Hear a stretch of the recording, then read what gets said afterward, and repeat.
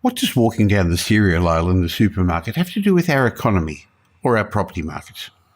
What does the UberEats app, the one that so many of us have gotten used to, what's that got to do with the skills shortage?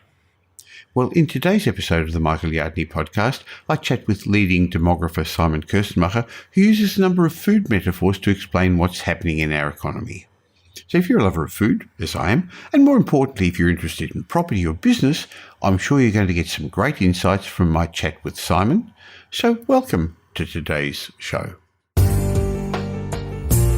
Welcome to the Michael Yardney podcast, where twice each week you will learn a number of new ideas regarding success, property investment and money in around 30 minutes. Our show is brought to you by Metropole, who specialise in helping you grow, protect and pass on your wealth through strategic property and wealth advice. Now here's your host, Michael Yardney, Australia's authority in wealth creation through property, who has been voted one of Australia's top 50 most influential thought leaders.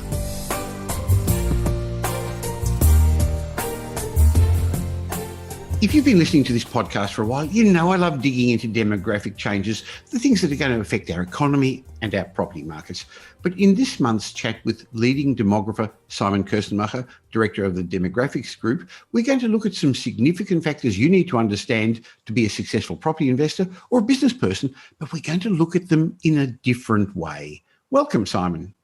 Thanks for having me, Michael. Now, Simon, I enjoy reading your weekly columns in the New Daily weekend edition, but recently you brought up a number of interesting food metaphors, and you know me well enough to know that food interests me, but you were really discussing some of the challenges Australia is currently facing. So let's start with one of them, the upcoming skills shortage Australia could be facing. Now, you write about it when you gave an analogy to UberEats, an app that Pam and I use, once a week now, but during COVID, I think we were using it more than that. I think we'd be lost without it now. So maybe you could explain what you were getting at. Oh, absolutely. The Australian economy got quite a bit like you and Pam got hooked on UberEats. And what I mean by this metaphor is that the Australian economy, if there was a skills shortage, some sort of job that the economy needed, let's say we needed more nurses, more doctors, and that we couldn't produce in the country itself because we needed so many of them. We just put it on the UberEats app, which is called in technical terms, the skilled occupations list. And then people from overseas with those specific qualifications who are trained nurses or trained doctors, they can come into the country simply because they have the qualification, meaning we get the skilled migrants that we need delivered to our doorstep, a very, very convenient way of growing an economy. The problem here was, however, that the UberEats app stopped working. We closed our borders. We couldn't order in skilled migrants from overseas. That wasn't a problem for quite a while, since Australia was, of course, fearing high unemployment during the lockdowns. And so we could feed all the demand for new jobs from the unemployed people, from the young people that just finished their trade certificates, their university degrees, their high school degrees. So that worked out for quite a while. And so the unemployment rate never reached, double digits as some people feared. It's actually quite the opposite by now, that we are slowly inching towards what we might be calling full employment. And I always say I leave it to the economists to fight over whether a rate of 5% or whether a rate of maybe 4% should be considered full employment. But once you have an economy under full employment, it means that when a new job comes up, there is no way to fill this job because there are no skilled, qualified workers out there. And what usually happens in a situation like this is that you then need to snatch workers from a different job. And that usually happens through wage growth, meaning you just pay more for these specific skills. And there will be a skills shortage because these companies and players that can't pay the higher wages, they just can't get the relevant staff member in their organization. But the good news here is that this should, at least intellectually speaking, should lead to wage growth, which is something well needed in Australia. Well, the Reserve Bank was forecasting unemployment to reach the middle fives next year. It's already reached it this year. And we've had that interesting V-shaped recovery that nobody thought we'd have in our economy so far as well. So that's great. Full employment, well, really, it's not as much employment, but it's also related to the participation rate and how you measure employment, because there are some interesting measures where if you only work 1 or 2 hours a week, you're not really unemployed, are you? Correct. So this is where we dive into the statistical nitty-gritty. But the important thing so far is that the decline in the unemployment rate this time around is not linked because anybody fudges with the statistical definitions of what unemployment means or whatnot.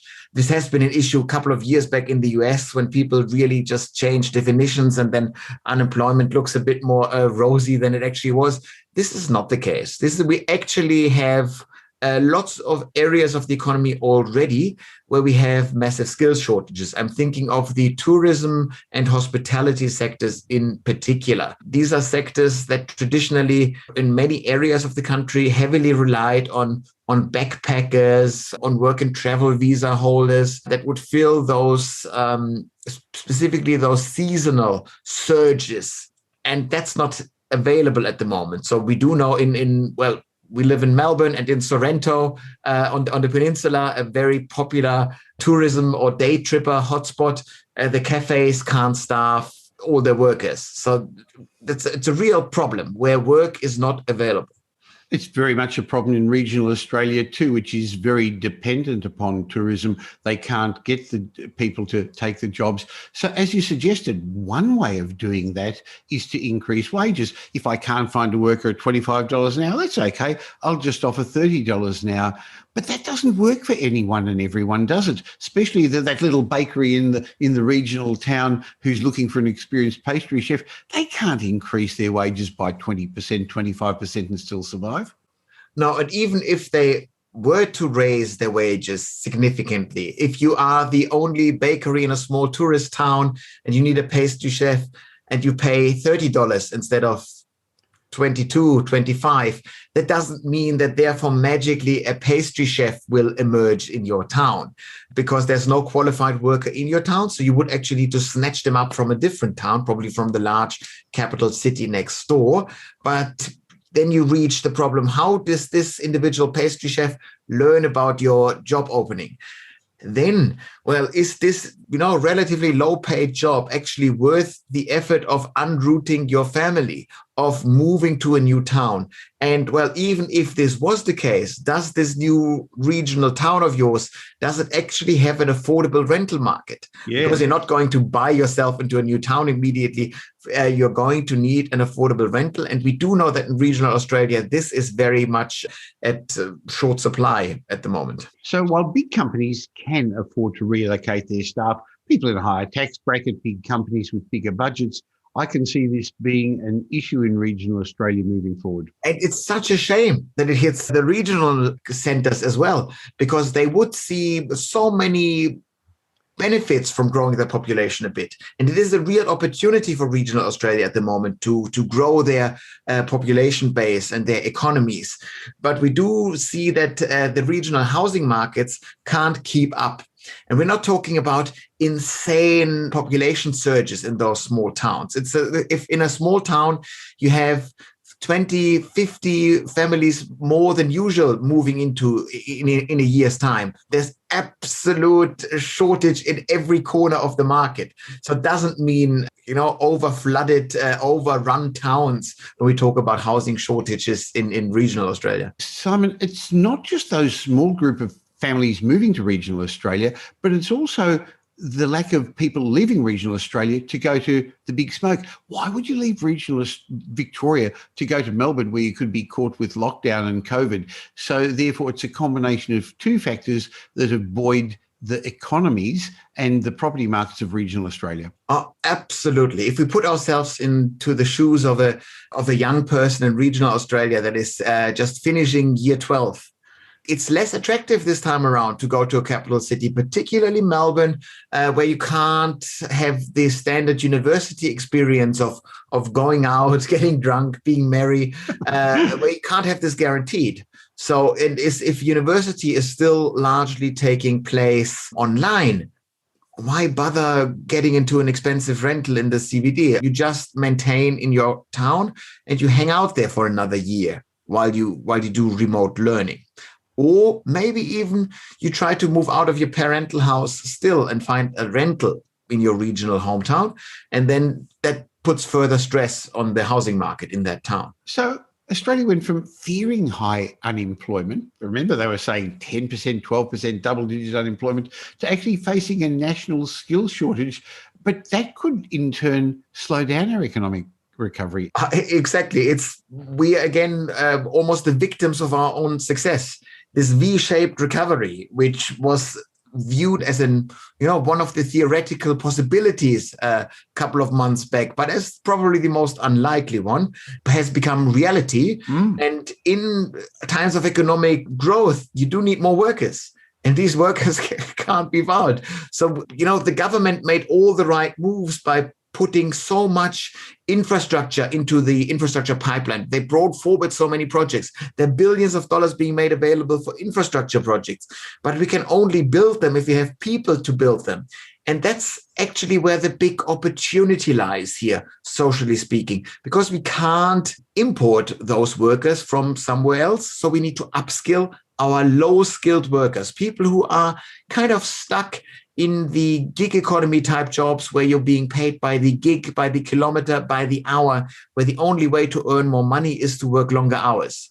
And that's what you want to avoid as a career. It's okay when you're young and you do this temporarily, but you don't want too many people relying on these jobs to bring up their families. And if we do things right, we can get these low-skilled workers into middle-skilled trades type of jobs so that they can then build all the infrastructure that is being brought forward. And to do this, we need to get them through TAFEs, which leads me to this super important role that TAFEs will play for our economy in the near future. Therefore, TAFEs, in my opinion, must be universally free. We must take away all the hurdles that people might experience to go to a TAFE.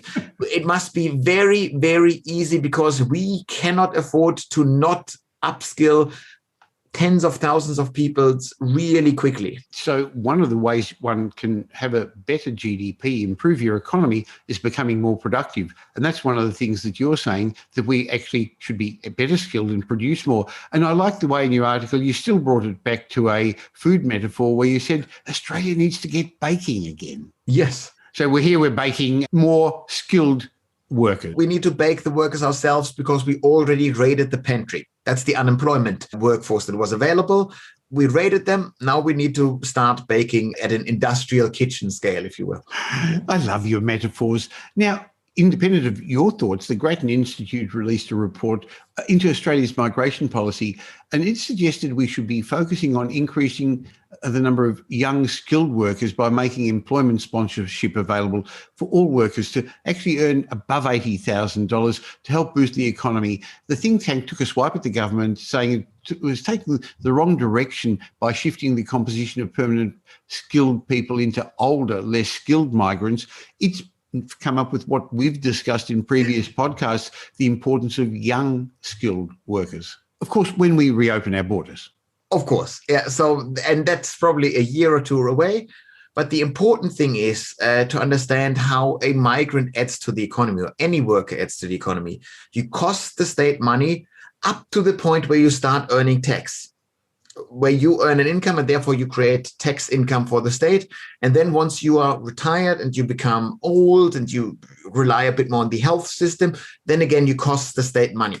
But what we do with skilled migrants is we skip the first 18, 20, 25 years where a human costs the state money, and we just have some other state train people for us, and then we utilize their labor. It's a very, very efficient way of adding to the population base, a very cheap way. And ideally, you want to catch these skilled migrants as early in their earning phase of the life cycle as you can.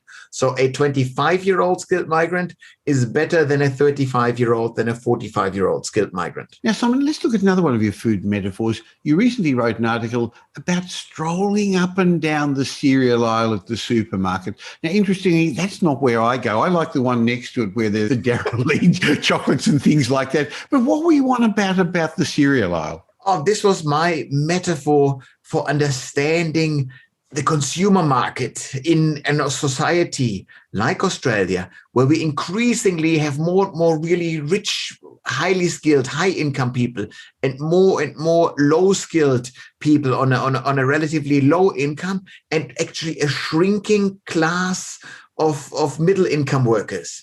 So we're hollowing out the workforce. The workforce doesn't look like a bell curve where everybody essentially earns the same amount of money, even though there are a couple of poor people, there are a couple of rich people.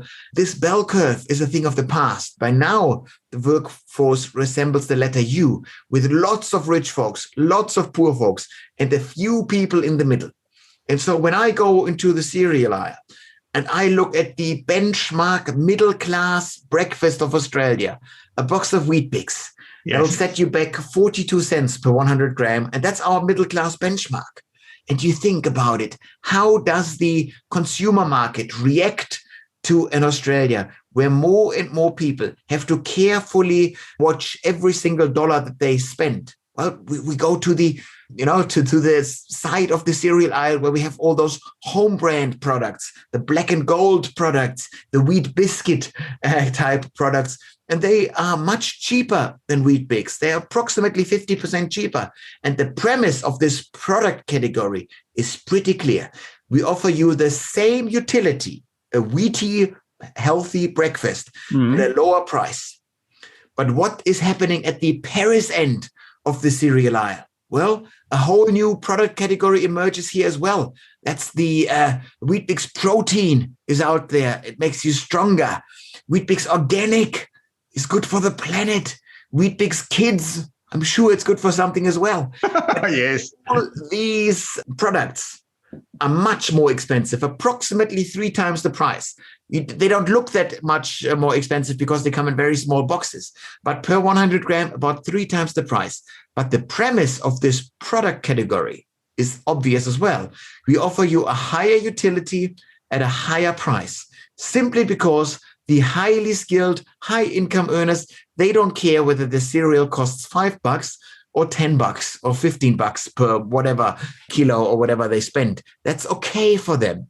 And I urge in my column, I urge every business, every investor in Australia to understand the Wheat Bix spec, to scan their own product offering where it fits along the Wheat Bix scale.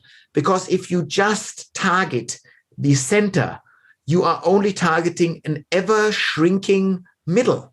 It's not a safe bet. You have growth markets at the cheap end of the market and at the top end of the market. At the top end of the market, margins are higher. So it's easier to service the top end of town. In property, that's the sort of thing we've been talking about for a long time. So the rich are getting richer. And what we're discussing is unfortunately a social argument that has got other problems. It's not for us to solve today, but I don't think we want to lose Australia's middle class. So what you were saying a moment ago about upskilling Australians is a great way of helping, partly fixing that issue. Absolutely. When I'm showing the workforce looking like a letter U with high income and low income people, no one in the middle, that is the exact shape that you want to avoid because social cohesion is at risk.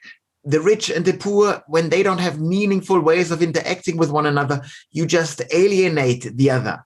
And you create a society where some people envy the others and some people look down upon the others. And that's what you want to avoid. And I'm always saying, if you look at the US, if you look at Brazil, if you look at South Africa, you have case studies out there of countries that operate like this, where there's absolutely no middle class and lots of rich and lots of poor folks. And you don't want this. We want to do whatever we can to strengthen the Australian middle class. And thankfully, we do have at the moment this opportunity to heavily spend on infrastructure to push up the middle class.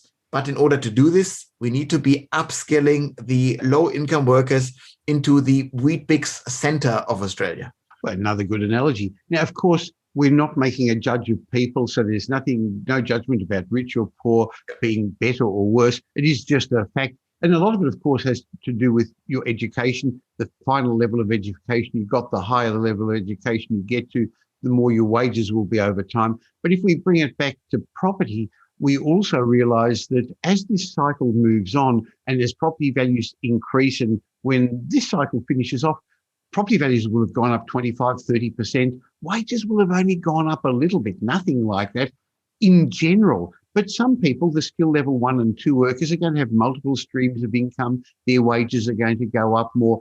Some of them are going to be owner-occupiers, others tenants. So we choose to target areas where there's more skill level 1 and 2 workers, where there's more established money suburbs, because that's the premium end of the Weet-Bix market as well, because that's where people are going to be able to afford to and prepare to live in those sort of locations. Well, with all this talk about food, Simon, suddenly you've made my shopping trip a little bit more stressful. I'm very sorry about this. To make it up to you, let's go one aisle further to the left and let's buy some chocolates to make up for it. Yes, and chocolate always makes up for these problems. So, Simon, thank you very much. I always enjoy our monthly podcast chats. Look forward to catching up with you again real soon. Fantastic. Catch you soon.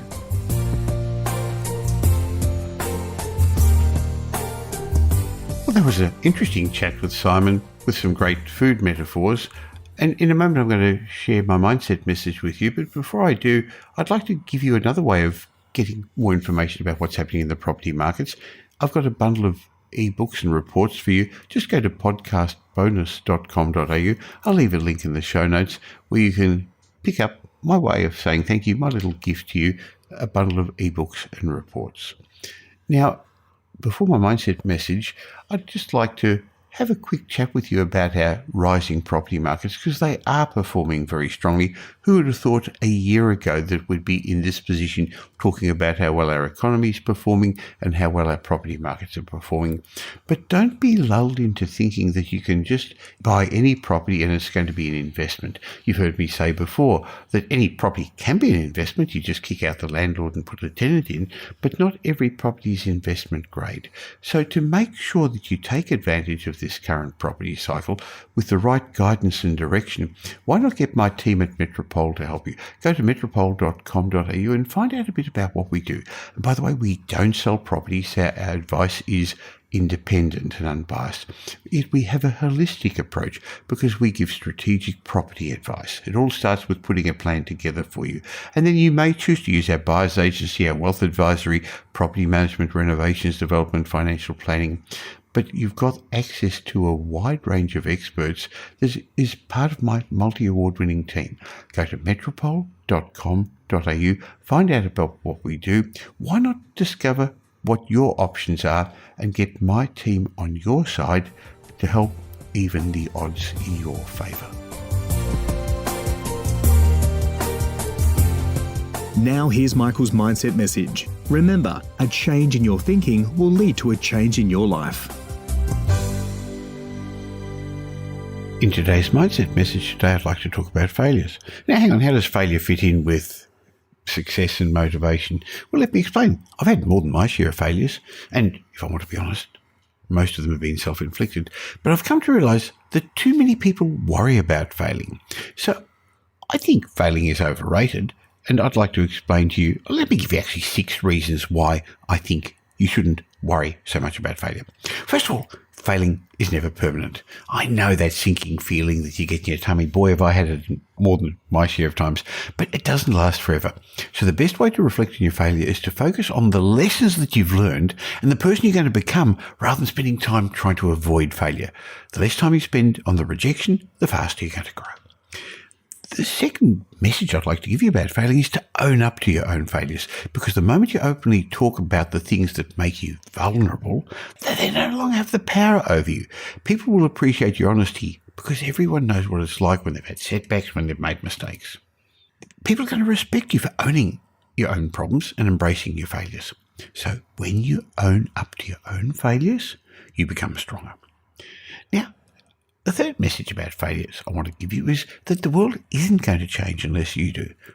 Let's be blunt, the world owes you nothing. It was here first, so we can't blame the other shortfalls, the things outside there in our lives, the people around us or the past decisions for our failures now. It's not the event that defines you, it's how you choose to react. So forget what others say. They're going to judge you anyway. If you want the world to change yourself first. Now, another thought about failure is how badly do you want it, whatever it was that you wanted that didn't work out. Remember, Steve Jobs once cleverly said, if you don't love it, you're going to fail.